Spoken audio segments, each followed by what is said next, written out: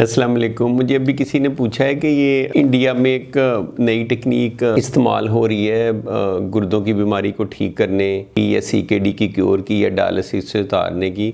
उसे hot water immersion कहते हैं कि गर्म पानी में आपको डाल देते हैं और कहते हैं कि आपको डायलिसिस की ज़रूरत नहीं है। तो इस तरह और भी मेरे काफ़ी पेशेंट्स हैं। जैसे अभी रिसेंटली मैंने पेशेंट देखा है, वो कोई इंडिया से उसने 70,000 रुपीज़ की 3 बॉटल्स मंगवाई जिनके ऊपर लिखा हुआ है नेफ प्लस GFR प्लस, इस तरह का ना आयुर्वेदा कोई उनकी ट्रीटमेंट है जो नेचुरल ट्रीटमेंट कहते हैं। और वो उसका क्रिएटिनिन जो है वो 4 से 5.5 चला गया।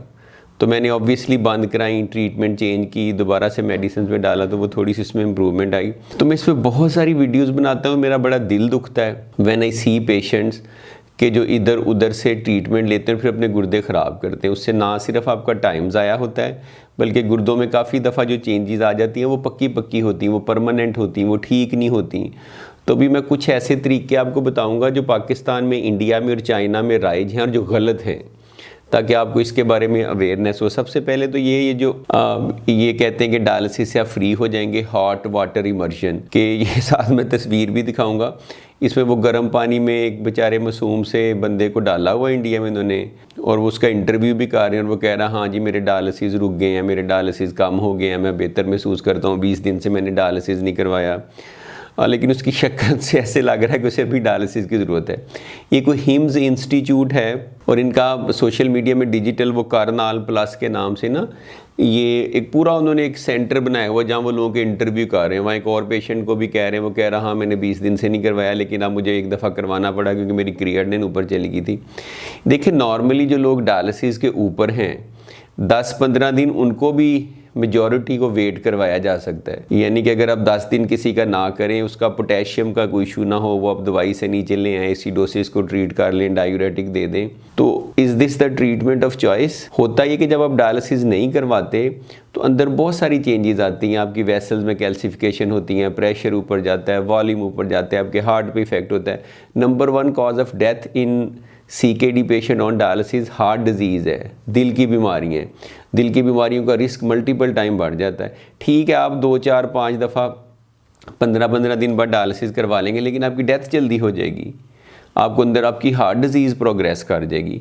तो ये जो हॉट वाटर इमर्शन है ये फजूल है, ये बकवास है, इसकी कोई साइंटिफिक बेसिस नहीं है, इसकी कोई सिग्निफिकेंस नहीं है, ये क्योर नहीं करता। ये सारे फेक किस्म के लोग होते हैं जिनके इंटरव्यू कर रहे होते हैं और फेक ये मेडिसन है और ये सारा तरीका है। आप खुद ही सोचें। एक और है जिसमें वो एक और मैंने वीडियो देखी है कि वो कह रहा है जी कुछ भी नहीं करना, आपने 6 ईंटें लेनी है और वो बेड के ऊपर नीचे ईंटें रख देनी है, 6 ईंटें ऊपर लेट जाना है, तो जब आप एलिवेट होंगे तो आपके किडनीज ठीक हो जाएंगे।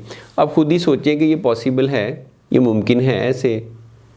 एक और कोई बता रहा था कि यहाँ खारिश करनी है, यहाँ खारिश करनी है, तो आपके इस तरह तो फिर तो काम ही आसान हो गया ना। मुझे नहीं समझ आती कि जो लोग हैं इंडिया में जिन्होंने इतनी वो तरक्की कर ली है, इनको अमेरिका ने बुला के नेशनैलिटी क्यों नहीं दे दी? वहाँ पे $50 बिलियन वो क्यों खर्च कर रहे हैं अपने मरीज़ों पे, और सारे लोग गोरे डायलिसिस क्यों करवा रहे हैं? पागल हैं। इधर इंडिया आ जाएँ या 6 ईंटें अपनी लें, उसके ऊपर चढ़ें, गर्म पानी में जाएँ, हवा में उड़ें, तो वो सारा कुछ उनका ठीक हो जाएगा। खुदा का खौफ करें, ऐसा कुछ नहीं है। ऐसा कुछ होता तो पूरी दुनिया में एक तहलका मचा होता। इसी तरह से इंडिया में एक डॉक्टर पुनीत धावन हैं, उनकी पूरी वेबसाइट है। आयुर्वेदा नेफ्रोलॉजिस्ट अपने आप को कहते हैं कि नेचुरल वे से, हिंदू जो नेचुरल वे से ट्रीट करते हैं, योगा से, हर्बल उससे, मेडिसिन से, वो कहते हैं कि कोई ऐसी किडनी डिजीज़ नहीं है जो डॉक्टर पुनीत धावन ने ठीक ना की हो। वो भी सारा झूठ है, बकवास है, फ्रॉड है। It does not have any scientific basis. इस तरह नहीं होता। कुछ गुर्दों की ऐसी बीमारियां होती हैं वो वक्ती तौर पे ठीक हो जाती। ये छोटा मोटा कोई फ्लू हो जाए, कोई स्ट्रेस हो जाए, कोई टेंशन हो जाए, तो योगा वगैरह ठीक है, आप थोड़े रिलैक्स हो जाते हैं, चीज़ें कर लेते हैं। लेकिन not when you have permanent damage to one of your vital organ and you need dialysis. It's not possible to cure kidney during that situation. It's not possible. ये दूसरी इंडिया में जो प्रेवलेंट है, एक तो हॉट वाटर इमर्शन, फिर वो 6 ईंटों वाले एक हैं यंग नौजवान, बड़े एनर्जेटिक, बातों में बड़े तेज़ हैं। फिर ये आयुर्वेदा नेफ्रोलॉजी एक नई चीज़ बनाई है। ये जो मैंने 70,000 की मेरे मरीज़ ने दवाइयाँ मंगवाई जिससे क्रिएटिनिन ऊपर चली गई है, वो यही वाली थी। बहुत 2 गलत तरीके हैं। अच्छा, पाकिस्तान में आ जाएं। पाकिस्तान से पहले अब इंडिया में आ जाते हैं, सॉरी चाइना में। अब चाइना में ऑस्मोथेरेपी एक टाइम पे ये बड़ी पॉपुलर थी। वो किडनी वाली जगह पे पीछे को पानी की थैलियाँ सी रख के बेड पे लटा के और वो पता नहीं क्या करते हैं और वो अंदर कोई चीज़ जाती है और यूरिया क्रिएटिनिन नीचे आ जाती है। बहुत प्रेवलेंट है चाइना में। ये जो माइक्रो ऑस्मोथेरेपी थी, ये ब्रेन एडीमा कम करने में इसका कोई थोड़ा सा रोल है एट सम पॉइंट, लेकिन किडनी डिजीज़ में इसका कोई रोल नहीं है। तो ऑस्मोथेरेपी भी फजूल है, उसका भी कोई वो इस्तेमाल वो नहीं है, किडनी डिजीज़ को ठीक नहीं करती। अच्छा, अब आ जाएँ आप पाकिस्तान में। पाकिस्तान में एक स्टेम सेल, क्योंकि बेचारे इलिटरेट लोग हैं, इग्नोरेंट हैं, पता नहीं है, डिप्रेस हैं, डायलिसिस कराना नहीं चाहते, तो वो फिर जो भी मिलता है वो उसके पीछे लग पड़ते हैं, हकीमों के पीछे, तवीज़ों के पीछे और जो है ना वो होम्योपैथी के पीछे। फिर ये एक ज़रा मॉडर्न डे एक क्वैकरी आ गई है कि स्टेम सेल थेरेपी। पूरी दुनिया में किडनी डिजीज़ की क्योर के लिए कहीं भी अप्रूव नहीं है, ये लिख लें। पूरी दुनिया में stem cell therapy kidney disease की क्योर के लिए कहीं भी अप्रूव नहीं है। पाकिस्तान में हो गई है और 6-6, 8-8 लाख वो लेते हैं और क्रिएटिनिन वहीं की वहीं है।